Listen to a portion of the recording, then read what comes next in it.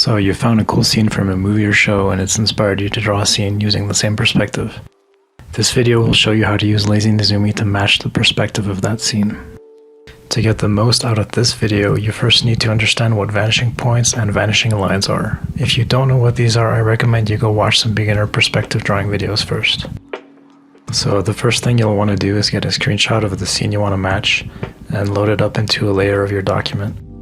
Here we'll be using a very simple artificial scene for demonstration purposes. Now open up Lazy Nezumi and select a preset that uses the vanishing lines ruler. You can have up to 6 vanishing points active with this ruler, but right now we'll only be using 3, so go ahead and uncheck VP 4 through 6. So there are 2 ways to set up a vanishing point with this ruler. The first is by simply moving its handle directly. You can bring up the handles by holding down the control key. If you know exactly where your vanishing points should be, this is fast and easy. But in this case we're matching an existing scene and we don't know where they are, so we'll use the second method instead. Bring up the handles and click the VP1 setup handle. We're now in VP setup mode. In this mode you'll see 2 lines with 2 handles each. These are the setup lines. Both of these are vanishing lines that connect to the same vanishing point. So in this mode, instead of moving the vanishing point, you move the vanishing lines. And the vanishing point is automatically set at their intersection point. Now what you want to do is line up each of the setup lines with 2 lines in your scene that are parallel to each other and the ground. And when you're doing this, try to find the longest parallel lines that are as far away from each other in the image as possible. This will give you a more accurate position for the vanishing point. Here we'll use the sides of the checkered quad, which we'll assume is our ground plane.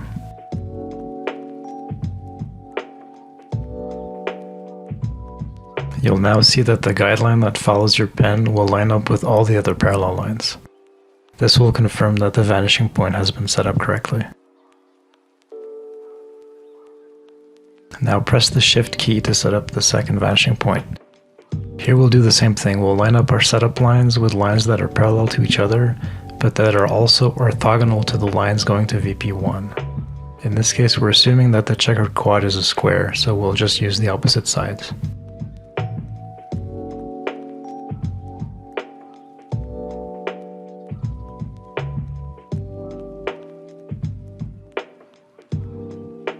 Once VP2 is looking good, press Shift again to set up the third vanishing point. Here we'll line up the setup lines with the vertical lines in the scene that are orthogonal to the ground plane. And again, for best results, try to use lines that are far away from each other in the image. We'll use the sides of these cubes here.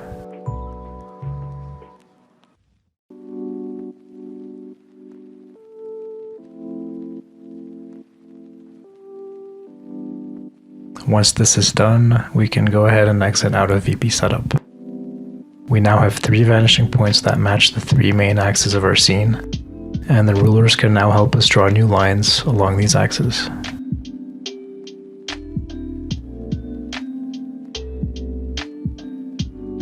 Now this is already pretty useful, but what if we wanted to draw some objects in this perspective that aren't aligned to the grid on the floor? We'd have to change the vanishing points, but without reference lines to the orientations we wanted to use, it will be very challenging with this ruler. This is where Lazy Nezumi's linear perspective ruler comes in. As you can see from the UI, this ruler is a bit more advanced than the vanishing lines ruler, but it's really worth diving into as it'll give you much greater control over the perspective of your drawing. With this ruler, you don't set up the vanishing points yourself. You don't even have to think about where they should be. Instead, everything is set up for you by specifying a view center and various angles. Let's take a look at how this works. The orange horizontal line is the perspective horizon, and the center point is the center of your view. You can move the center via its handle, and you can slide it horizontally or vertically by holding Ctrl-Shift while dragging it. The orange circle shows the extent of your field of view. You can change its radius via the parameter slider or the handle. When starting a new scene, decide how much of your document should cover this field of view and set the view radius accordingly. Changing the field of view is like changing the focal length of a camera. Setting it to small values like using a telephoto lens, and using a large value is like having a wide-angle lens. Human vision is around 120 degrees. Note that it's okay to just leave these parameters at their default values when you're starting out. You'll eventually get a better feel for what values you want to use for different scenes. You can also rotate the horizon via the horizon tilt parameter or by using the handle. And you can tilt the view via the view tilt parameter or by using the handle on the blue vanishing line. This is like tilting the camera up towards the sky or down towards the ground.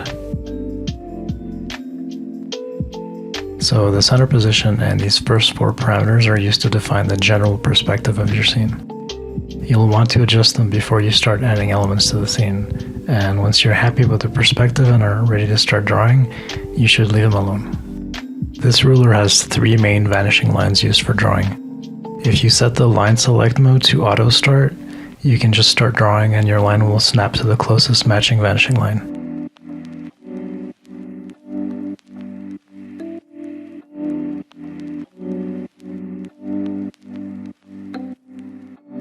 But for more control, you can set the line select mode to manual start. In this mode, you select the line you want to draw on by first pressing Shift.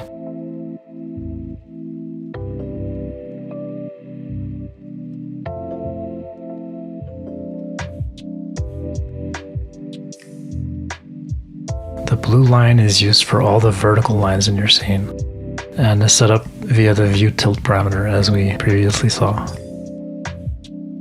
The green and red lines, called line 1 and line 2, work a little differently. These lines lie on the ground plane and their angles are measured with respect to the center line, which is the line going from the camera to the view center. You can lock these 2 lines together by clicking the little link icon. When they're locked, their angle difference remains constant when you rotate either one. Let's lock them while they're 90 degrees apart and draw some rotated squares.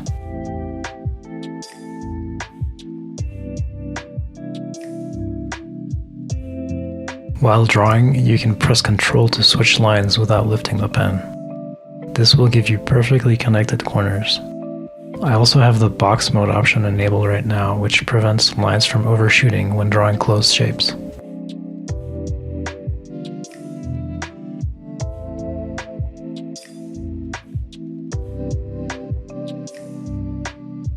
You can also tilt line 1 and 2 vertically. In this case, the angle is measured from the ground plane. This will help you draw inclined surfaces such as roofs and ramps. Note that you can rotate in 5-degree increments if you hold Ctrl and Shift while dragging the handles.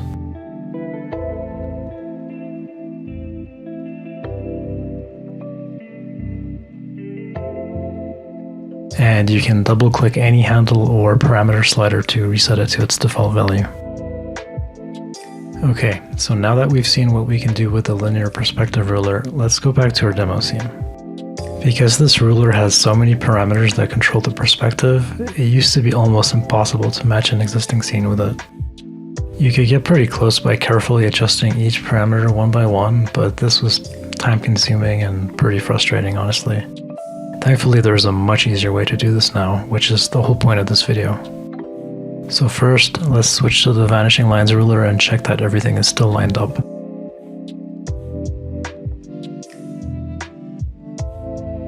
Everything still looks good. Okay, so now go back to the Linear Perspective ruler and click the button at the bottom that says Match Current Vanishing Lines Ruler. And that's it. It's now that easy. Just keep in mind that for this to work correctly, your VP3 lines must line up with the vertical lines in your scene, and your VP1 and VP2 lines must lie on the ground plane and be orthogonal to each other in the scene. In other words, be 90 degrees apart. You can also set up a keyboard shortcut for this function so you don't have to use the button.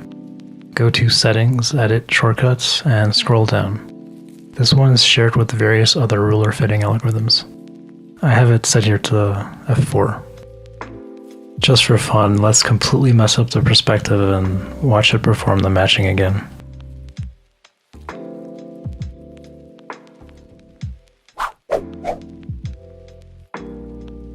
Awesome, so now that we have the perspective matched to our scene, we can use the rulers to draw perspective correct elements in any orientation we want.